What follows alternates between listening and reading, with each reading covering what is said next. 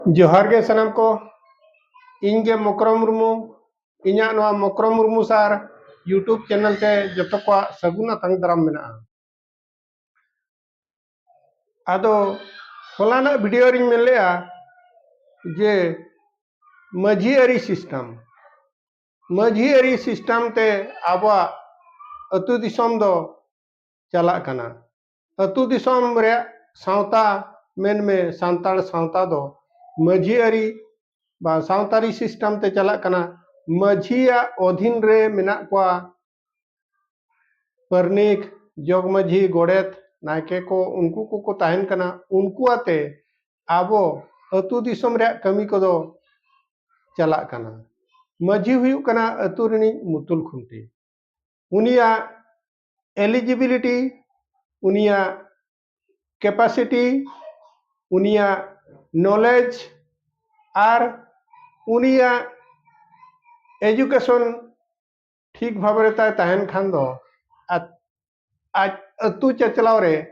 ठीक Bhavre परिचालना दाड़े I R अतुरिन होड़ को सुख शांति ते चेलेकार को ताहे दाड़े ओना दो माझी चितान रगे अडिगाने निर्भर माझी जदि ठीक भावरे आजा एलिजिबिलिटी ताहेना माझी लगिन आज अतु चचलाव रे ठीक नॉलेज ताहेना आर एन खान दो अतु होड़ को आज चितान रे आस्था ताहेना जे बांगा हो नुई माझी ते दो अब ठीक भावरे बन ताहे दाड़े आजा कथा को माना बातामा आर ओने उनकान लीडरशिप क्वालिटी ताहेन दरकार आर जदि ओना जिनिस को ना बांग ताहेना ताय एनखान ओना अतुरिन होड़ को ढिला ढिलिया आर आको मन इच्छा जहाना के को कमिया बड़िजा होको कमिया आर बुगिया कमी लगिते आको ठीक दिग्दर्शन होड़ जदि ठीक भावरे आको मिटांग परिचालना बाय दाड़िया को एनखान दो ओना अतु दो ढिला सिले नो नोका कथा आदो उनिया मिटांग इंटेलेक्चुअल क्वालिटी मान ओनोका कोगे आरहो एजुकेशनल क्वालिटी ओना भितरे ताहन कना जे आज ऑलचिकी ते हो सेचेट ए नाम का मा जेनरल ते हो नॉलेज ताय ताहे को मा आर अतु रे राजअरी सिस्टम ते जहां अतु रे प्रभाव पड़ा ओना को चे लेकाते आज सावता अरी लेकाते आजा अरी लेकाते अतु चे लेकारे शासनाय राजअरी शासन अतु रे हाल मामला रे तापरे अड़ीते प्रभुत्व विस्तार आलोय एम्मा ओना जिनिस को आज ठेन ओना कंट्रोलिंग कैपेसिटी हो ताहेन दरकार आदो आज जुदी ठीक भावरे होड़ होय ताहेना फिजिकल फिगर को होता ठीक ताहेना हेल्थ ताय ठीक धरा ताहेना एनखान दो अतु होड़ आज को मानावया को बातावया को आर अब मा सेरमारे मिट सेरमारे गेलबार चांदो रे गेलबार धाबन बुगा बुरुआ गेलबार बुंगा ताबन हुयुआ आदो ओना बुंगा बुरु को ठीक भावरे चे लेकाते आजे परिचालनाया आइरिन लतारिन कमिया होड़ को चे लेकारे हैंडल कोय ठीक को कमिया आज दो हुयु कना अतुनी मुतुल खुंटी लीडरशिप कना आज लेका आजा लीडरशिप ते उनको को कमिया को आज दिशा निर्देश एमा को आजा कथा को मानावा को बातावा को तबे खान दो अतु ठीक भावरे चलुआ बोंगा बुरु हुयु आर बांखान जानम खन गुजु आबो सावतारे अडिगान कमी मेना एनखान ओना को ठीक भावरे परिचालना लगिते माझिया अडिगान गुड क्वालिटी ताहेन दरकार आर ओना को जदि ताय बाय ताहेना एनखान अतु तो ना ढिला सिला आर मिटांग अतु रे जदि ठीक भावरे माझी ताहेना अतु होड़ उनी को मानावया को बतावया को एनखान तो ना अतु ठीक भावरे गे चलुआ आर जदि उनी आजा क्वालिटी के ठीक बाय ताहेना आज ये ठीक भावरे बाय ताहेना निजे एनखान दो अतु होड़ उनी चितारे आस्था को हरावा को आर बाको माना बतावया एनखान अतु रे कमी को दो जतो ढिला सिला चाबा ओने उनका कथा आर मानाव बताव कथा हुयु कना अतुरिन होड़ा हो मिटang अड़ी मारंग दायित्व कना और कर्तव्य हो कान गया जदि मिटang माझी कनाय मारंग पद रे मेनाया अतु रिनी और उनिया इदी कते जोतवा जन्म खन गुजु धरी कमी होरा उनी इदी कते तोराव कना इनखान उनी माना बताव हो अतु हर को अड़ी जरूरी गया आदो उनका लेकाते जखन मनी उनी तो ना स्कूल रे जहां लेका हेडमास्टर को ताहेना ओना तो अतु रिनी हेडमास्टर कनाय और आजा अतु जहां लेका बेस होआ आज गे हुनंग एग्जाम्पल हुआ ओना दो आर उन्हें सुर सड़गे अतु कुरिन आज लेका को कमिया को आज मिटंग एग्जाम्पल उनका बेना मा एनखान अतु अतु रे माने गोटा अतु उनका के जुदी मिटंग पीढ़िन माझी को जुदी ठीक को ताहेना पीढ़ रे ताहेना माझी को चेतान रे पीढ़ पारगाना ताहेना और हम उनका के को ताहेना चेतान महल रे देश पारगाना को ताहेना ओने उनका चेतान के लातार खन चेतान के चेतान उनको को ठीक भाव रे को परिचालना को और को आको कंट्रोलिंग कैपेसिटी ठीक के ताहेना एनखान दो सुसर सामरते अब सावता दो ना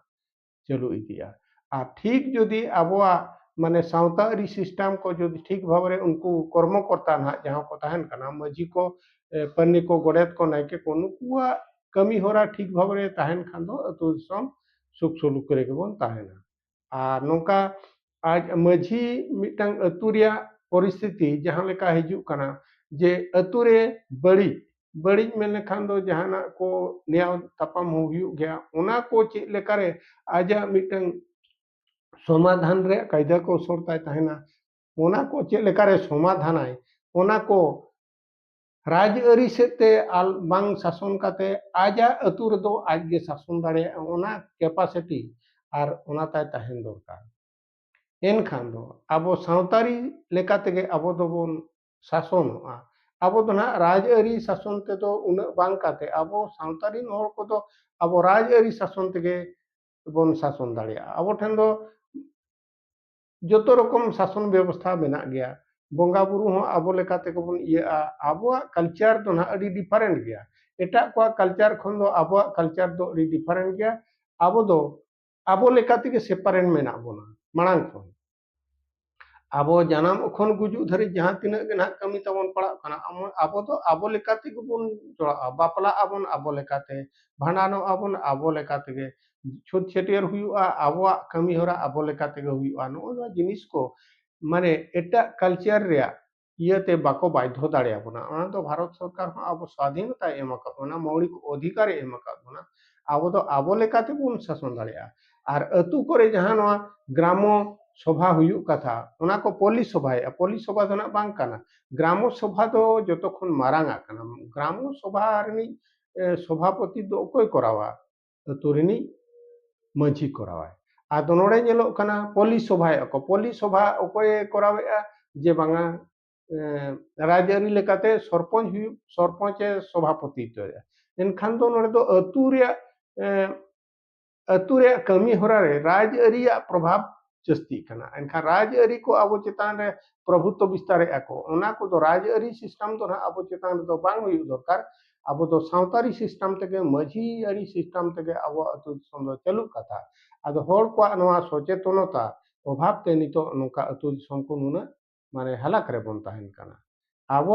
अब लेकाते गुण शासन अब तो स्वशासन व्यवस्था री नोर कना बन आदो ओना लगे ते अब दो फंडामेंटल राइट से एम अब तो फिफ्थ शेड्यूल एरिया रे दो अब स्वशासन व्यवस्था अब ते बन शासन माझियारी सिस्टम ते शासन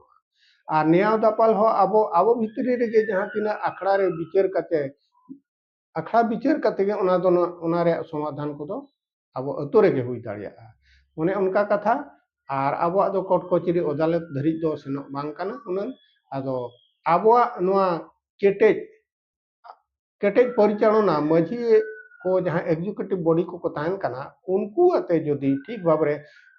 कमी होरा चला एनखान दो ना अतु दो नाय नपाय तेगे ताहना आदो माझी को अड़ीगन रिस्पांसिबिलिटी ताहन कन नोडे